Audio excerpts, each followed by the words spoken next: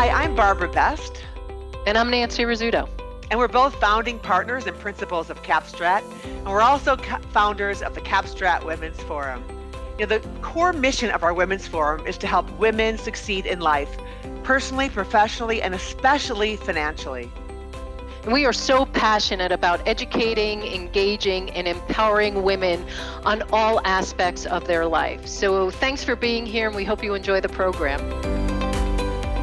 Today's topic, we're so excited to present it. It's been a while since we've been able to do so to our Women's Forum community. We're really passionate about and really committed to helping women own our power and voice with our money.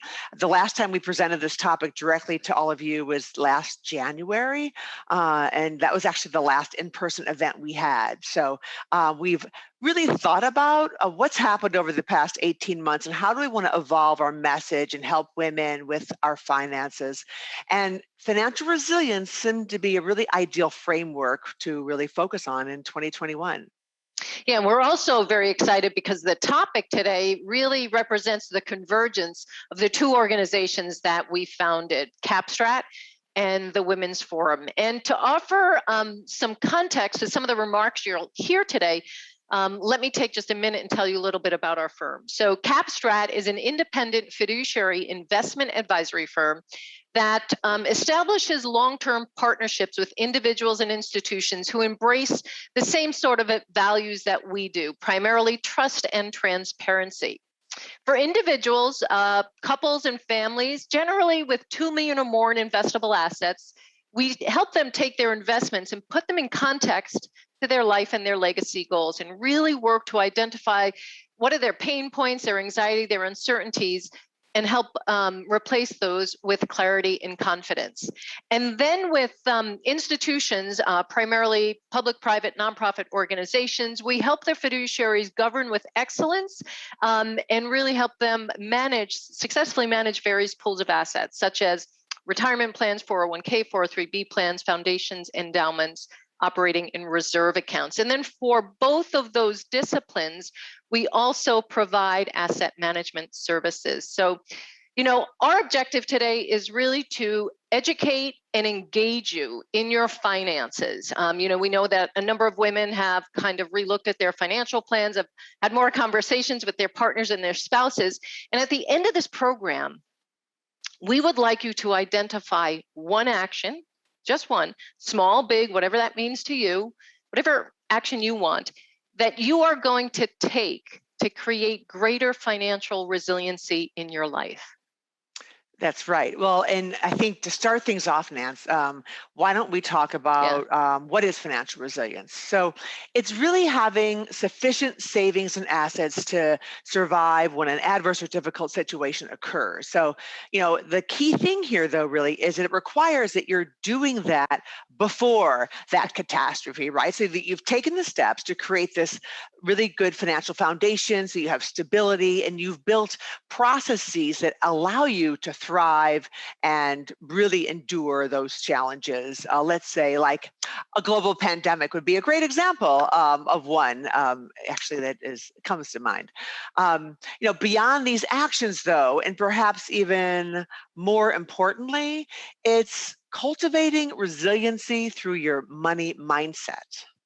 Yeah, and I'm gonna jump in and talk about that favorite topic of mine and Barbara's.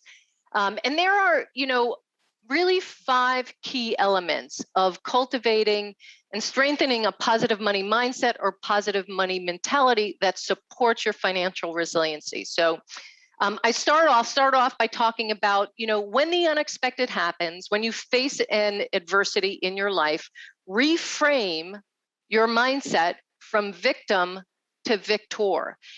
Victims traditionally have a kind of a catastrophic thinking that leads them towards, or they have a tendency to really focus on the irrational worst case outcomes. But if you step back and think of it as a victor, Think that everyone faces unexpected challenges and unexpected life events, that it's not just you. So when it gets to be your turn, just realize it happens to everyone. And if you have a positive money mindset, it will lead you towards more meaningful action and allow you to come away from the experience with having learned something. The second is, and this is a favorite saying of ours, focus on what you can control. That's really all you can do when something like this happens. You can't control the past. You can't change the past. You can't predict the future.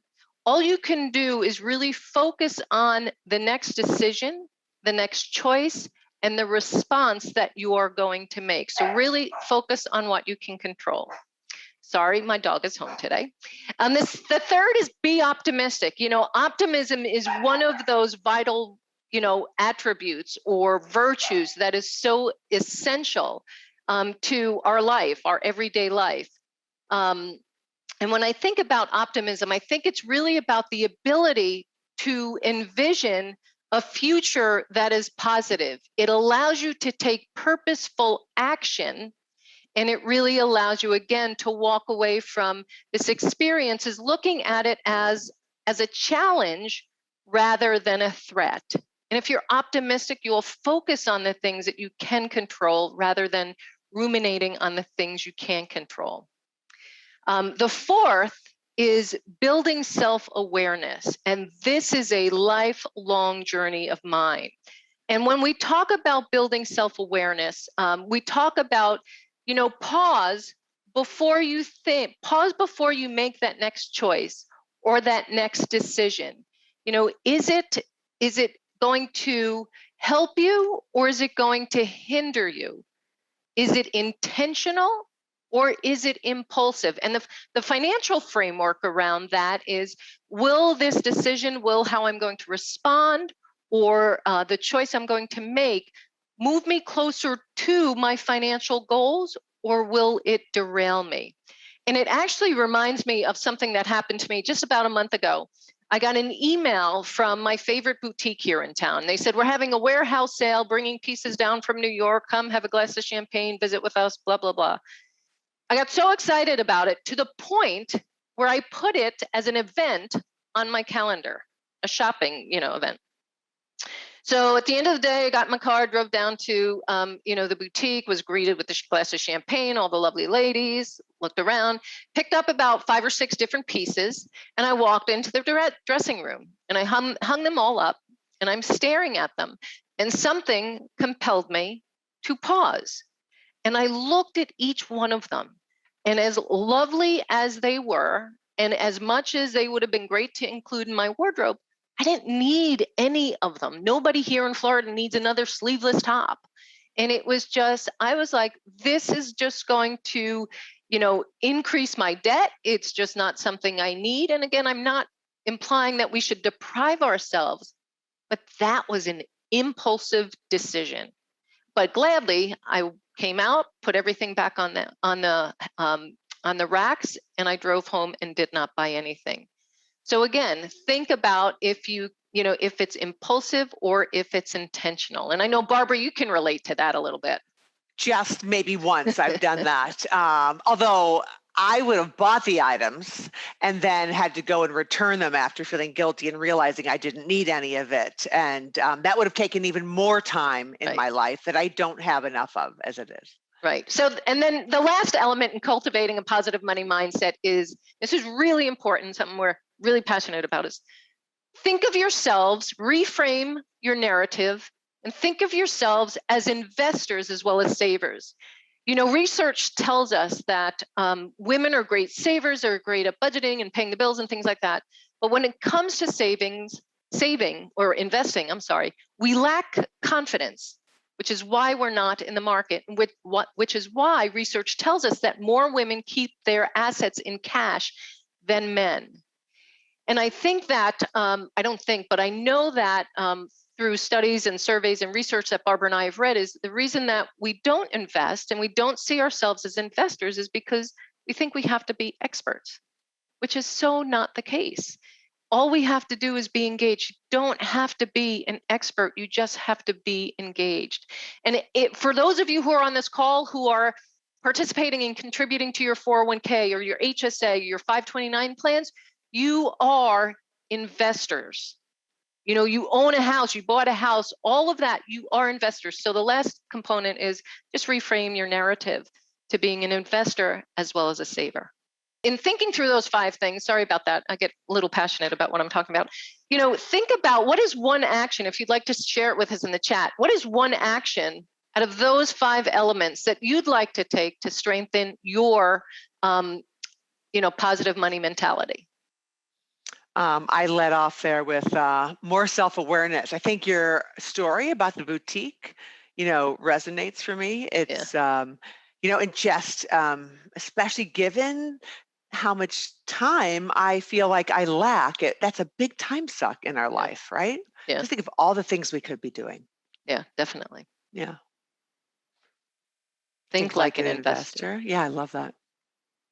Great. Rein in the Amazon shopping habit. Oh, for sure. Gosh, they make it so easy. I just was in my building and there were like 15 packages that had arrived from Amazon. So yeah. Great. Well, you can keep going there. We're going to transition now from money mindset really to what are the practices and systems that you need to put in place to build that resilience, to really successfully navigate life's sudden surprises. And I want to start with this quote, James Clear, who wrote Atomic Habits, which, by the way, is a really great read. This resonated so much for me. I am such a goal-oriented person, but don't always get there. It's because I don't rise to the level of my goals. I fall to the level of my systems, right? So you have to have systems in place to be successful, to support those goals that you have. So where do we start from a financial perspective? Well, we think starting with that financial plan, which is the bedrock, the framework of helping you figure out, okay, are my actions that I'm taking with my finances in line with the goals that I have?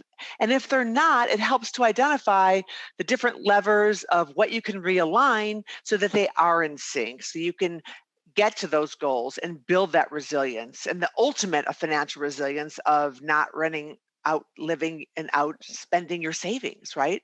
So a financial plan will help you figure, well, let's see, if I work longer or I save more or I invest differently, and it helps you understand the impact that those different actions can have. And it can be a good starting point for you to figure out what to put in place to get there. And it's not just a one-time thing. It allows you to monitor ongoing, how am I doing to building that financial resilience? And also to help you with that investor mentality, it recommends an asset allocation based on your goals, your risks, and your time horizon that's prudent. Women don't invest also because they think it's riskier.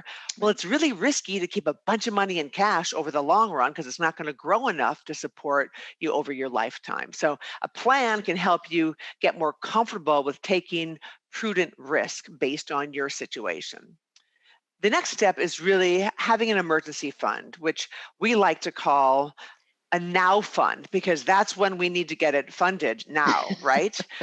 You want to put 3 to 6 months of your expenses and keep it in cash, just again, to have that backstop when you have some challenges.